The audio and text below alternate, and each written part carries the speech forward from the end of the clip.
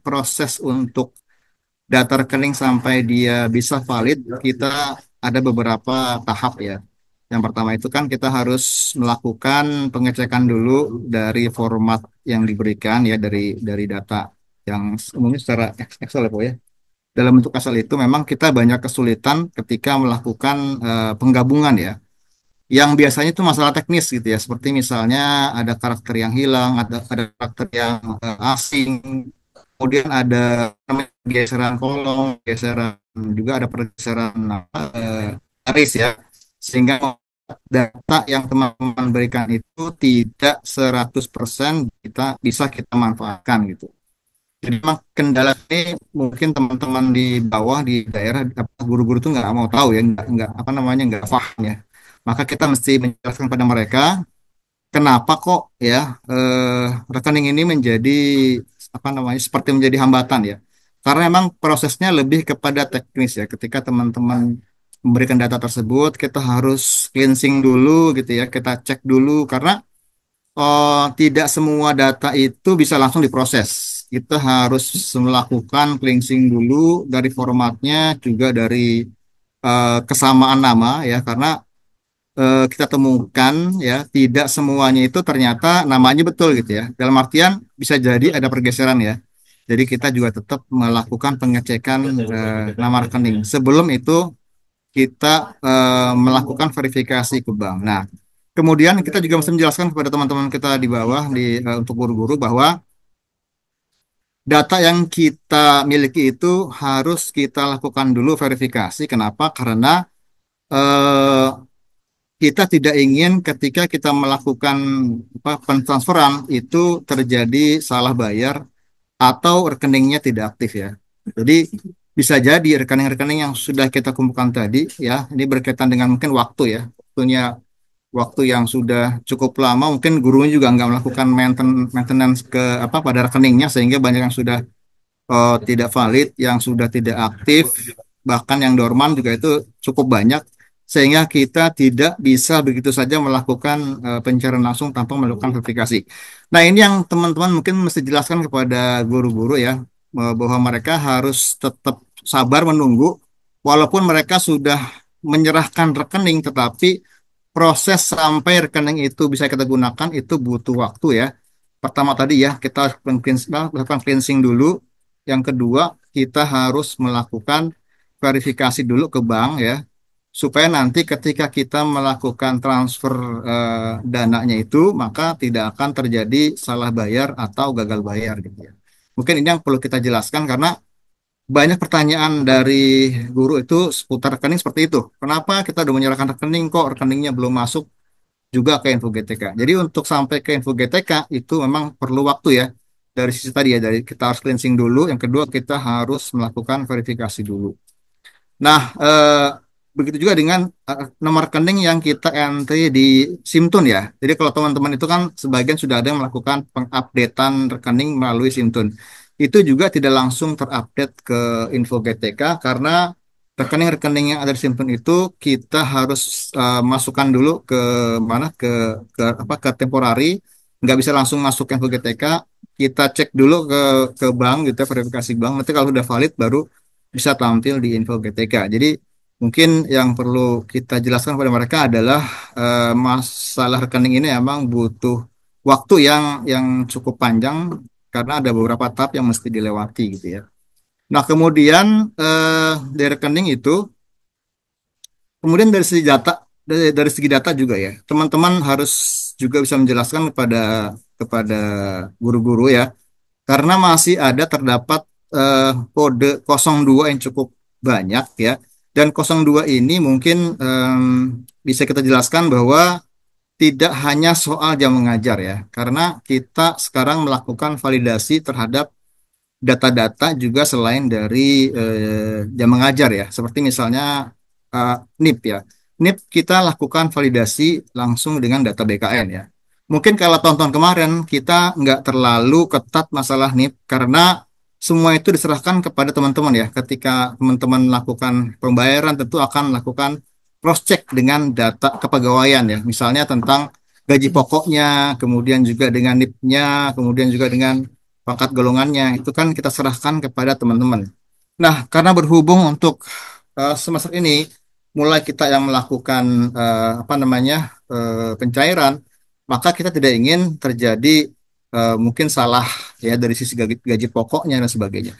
Oleh karena itu, mungkin penekanan kepada teman-teman di bawah ya selain dari JJM, mereka juga harus memperhatikan NIP ya atau NIP. eh Banyak yang sudah valid secara jamnya sudah 24 jam linear, tetapi ternyata NIP-nya masih belum belum apa namanya belum valid ya. Ini mengakibatkan ada beberapa kasus seperti misalnya penolakan ya dari apa dari apa penolakan NIP yang gagal itu. Thank you ya. Adanya penolakan dari Kemenkyu ya karena NIP-nya salah gitu. NIP yang salah itu bisa jadi akan berakibat konflik ya. Jadi ketika misalnya si A ini menggunakan NIP yang salah, ternyata NIP itu adalah punyaan si B, sedangkan si B itu sudah masuk ke dalam usulan, maka si A ini akan mental dia nggak akan terbayarkan. Nah, sehingga kita harus melakukan verifikasi NIP ya. Nah, karena itu teman-teman tolong periksa jika ada yang guru-guru yang jamnya sudah 24 jam linear tetapi ternyata masih masuk di kode 02 itu bisa jadi salah satunya adalah karena NIP-nya yang belum valid ya. Yang pertama itu. Yang kedua NIK. Jadi NIK juga kita lakukan validasi ya dengan data Pusdatin ya yang dimana sudah melakukan verifikasi ke data Dukcapil ya. Jadi juga memperhatikan NIK juga diusahakan valid ya, karena NIK ini akan mungkin ke depannya akan menjadi satu apa satu primary key ya. Boleh jadi ke depannya nanti akan menggantikan NUPTK. Jadi mulai sekarang kita harus disiplin mengenai data NIP, NIP dan juga NIK. Nah, itu yang perlu saya sampaikan. Kemudian juga pengisian apa selain jam mengajar juga masih banyak teman-teman saya dapatkan ya. Selain dengan jam mengajar, guru-guru juga dapat menambahkan dengan jam tambahan utama dan juga dengan jam TTLE gitu ya. Nah, yang kita dapatkan adalah untuk eh, terutama kepala sekolah ya. Untuk kepala sekolah itu masih banyak yang belum valid karena datanya belum masuk ke aplikasi KSPS. Jadi sekarang memang semua data tentang pengangkatan kepala sekolah itu ya, baik mungkin dari apa namanya SK pengangkatannya juga dengan TMT dan TST semua kita mengambil dari Dapodik yang Dapodik itu juga berasal dari KSPS. Jadi mohon perhatikan jika kepala sekolah belum valid, itu biasanya teman-teman bisa periksa di aplikasi KSPS-nya ya. Jadi kalau emang di KSPS-nya belum valid, tentu di Depodik juga tidak akan valid.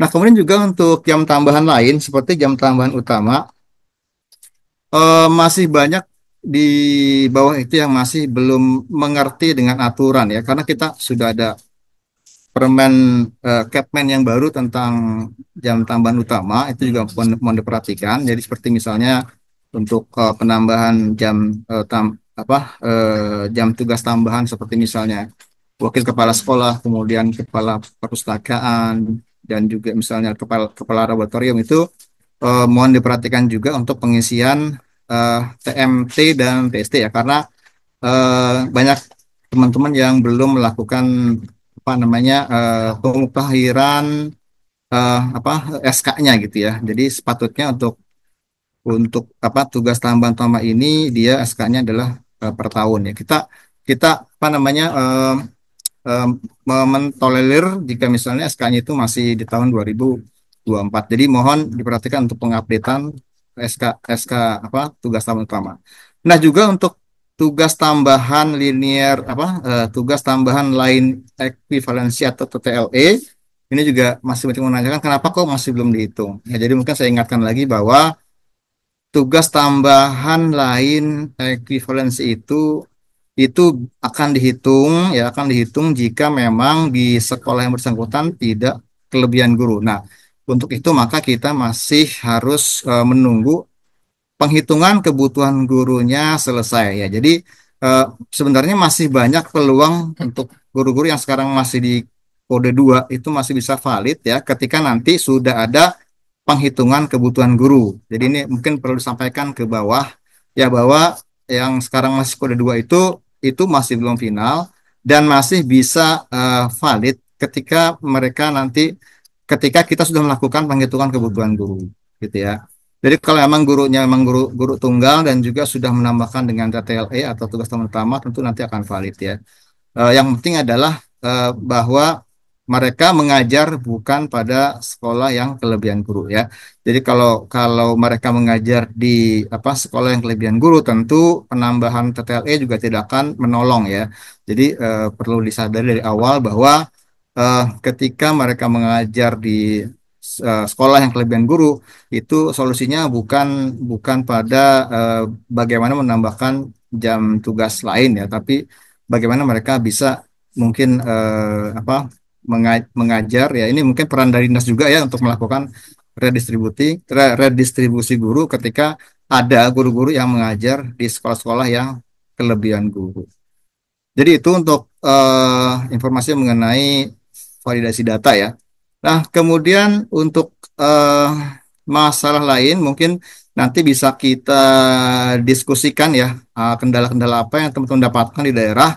Mungkin seputar rekening atau seputar misalnya validasi data bisa kita diskusikan gitu. Nah, terus kemudian untuk apa lagi ya?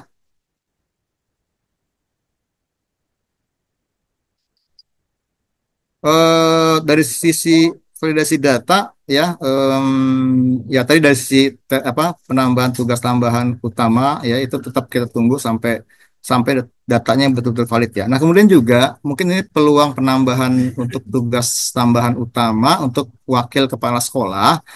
Nah, jadi memang untuk wakil kepala sekolah ini untuk jenjang SMP dan SMA kalau sebelumnya kita melakukan validasi dengan apa namanya menggunakan rasio rombel ya. Jadi untuk 1 sampai 9 rombel itu cuma bisa satu. Nah, sekarang itu kita buka karena emang itu aturannya udah nggak ada lagi. Jadi mohon informasikan ya ini masih bisa menjadi peluang untuk penambahan jam ya. Jadi untuk di SMP kita tidak melihat lagi berapa jumlah rombel ya, berapa jumlah rombel. SMP bisa maksimal sampai 3. Juga untuk SMA itu bisa maksimal 4, SMA dan SMK. Nah, namun karena di Dapodiknya ini masih menggunakan validasi yang lama sehingga teman-teman belum bisa melakukan penambahan wakil kepala sekolah sampai 3 ketika jumlah rombel sedikit ya. Atau untuk SMA tidak bisa menambahkan sampai 4 atau SMK juga. Nah, ini kita memang sedang menunggu patch dari Dapodik ya. Jadi mohon kesabarannya. Jadi kalau teman-teman memang di bawah itu sudah melakukan apa penugasan ulang untuk guru-guru yang memang ditugaskan sebagai eh, wakil kepala sekolah gitu ya, silakan aja ditugaskan dengan membuatkan SK gitu ya. Namun pengentrian di Dapodik kita menunggu adanya patch Dapodik yang baru.